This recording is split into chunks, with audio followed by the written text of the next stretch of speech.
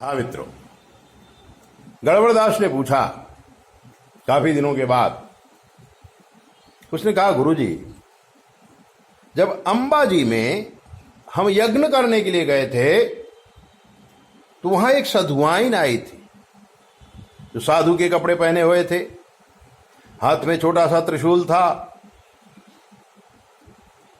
और तेज बहुत ज्यादा था। आपने नवचंडी यज्ञ की पूर्णाहुति की थी और पूर्णाहुति करने के बाद जब सारे लोग ब्राह्मण लोग भोजन कर रहे थे, आपने भोजन करने से इनकार किया था और एक पाट में बैठकर, एक पट्टशिला में बैठकर आप फल का भक्षण कर रहे थे, फल आरोग रहे थे। उसी समय वो साधुआइन, वो जोगन आपके पास आई थी और काफी देर तक आपसे बात की थी। वो क्या बातें थी उसके विषय में हमें बताएंगे। मैंने कहा, सुनो, तुम्हें तो बता ही रहे हैं, अब जब अपने अनुभव हम सबको बता ही रहे हैं तो ये दिव्य अनुभव भी सुन लो। अंबाजी के पास एक छोटा सा गांव है, वहां एक पटेल फैमिली है। पटेल फैमिली ने नवचंडी करने का संकल्प किया था।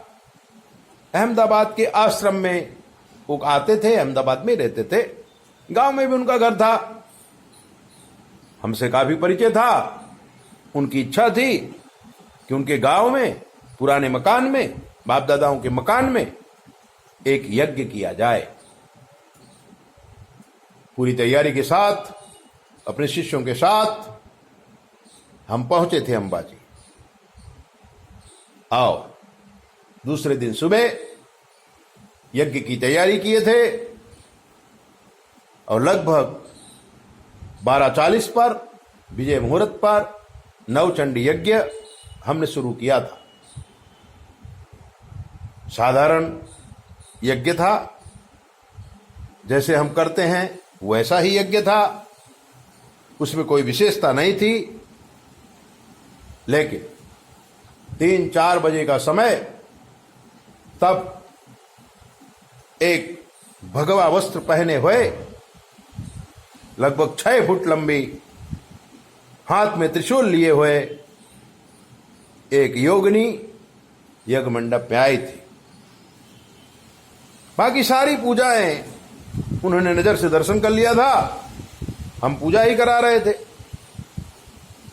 और पूजा कराते कराते हमारी नजर उस महाशक्ति पर पड़ी थी जब उनके अंदर मां जगदंबा का अलौकिक रूप हमने देखा था। आचार्य पद में होने की वजह से उनके पास जाकर के हमने उन्हें प्रणाम नहीं किया, पर अंतःकरण से आंख बंद करके हमने उन्हें नमस्कार किया था।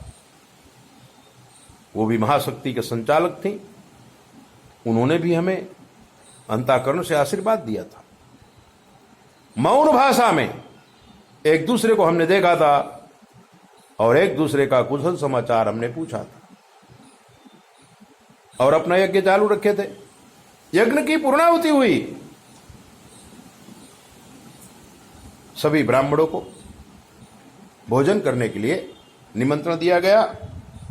ब्राह्मण लोग भोजन करने बैठ गए। यजमान ने कहा, गुरुजी आप भी प्रसाद पाइए। मैंने कहा, मैं दिन भर बोला हूं तो खाने की इच्छा मेरी है नहीं। माता जी के चरणों में जो थोड़ा फल फूल रखे हुए हैं उन्हीं को ले आइए, मैं थोड़ा फल खा लेता हूं और एक गिलास दूध पी लेता हूं। अलग एक लकड़ी की पाट में, लकड़ी की तख्त में हमको बिठा दिया गया और एक थाली में फल फूल रख दिए गए, थोड़ा पानी रख दिया गया।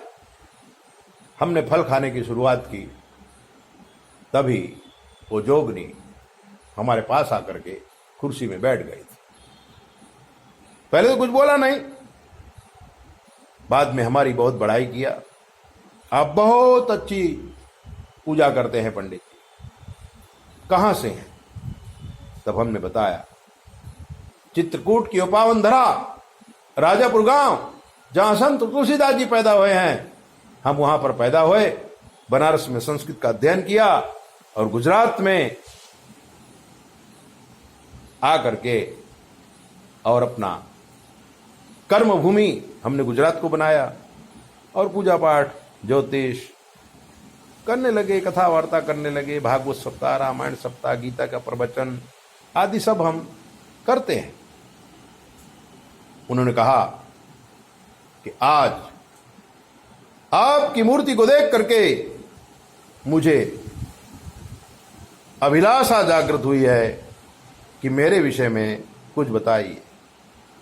और उन्होंने अपना हाथ हमारे सामने रख दिया था।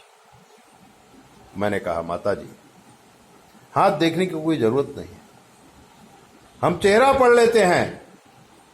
चेहरे के अंदर भूत भविष्य वर्तमान सब कुछ मौजूद होता है। और कहा भी है कि लाख छुपाओ छुप न सकेगा, राज हो कितना गहरा, दिल की बात बता देता है असली नकली चेहरा। आपका कर्म, आपके विचार चेहरे पे आ जाते हैं। हमने आंखें बंद की थी, जोगनी का ध्यान धरा था। महाशक्ति की सेवा करने वाली जो जया और विजया नाम की दो महाशक्तियां हैं, उसमें जया नाम की शक्ति की आराधना इन्होंने की थी और अपने आत्मा का कल्याण किया था। साक्षात पार्वती जी इनके ऊपर कृपा दृष्टि रखी हुई थी। मैंने कहा, आपकी ज्योतिष क्या देखना, आप क्या चाहती, कुछ बाकी है, कुछ माया है, सब कुछ तो है आपके पास। उन्होंने कहा था, अंबा जी में रहते हुए कई साल बीत गए, अब मैं भगवत की सारी पीठों में जाकर के उनकी आराधना करनी चाहती हूं। आप मुझे बताइए, किसी प्रकार का विघ्न तो नहीं आएगा? मैंने देखा था उनके जीवन में विघ्न था। मैंने कहा, विघ्न तो आएगा। कामाख्या देवी जब आप पहुंचेंगी, वहां पर आपके जीवन में अनेक प्रकार के विघ्न आ जाएंगे, आपका शरीर आपका साथ नहीं देगा, आप परेशान हो जाओगे। तो इसके लिए क्या करूं महाराज?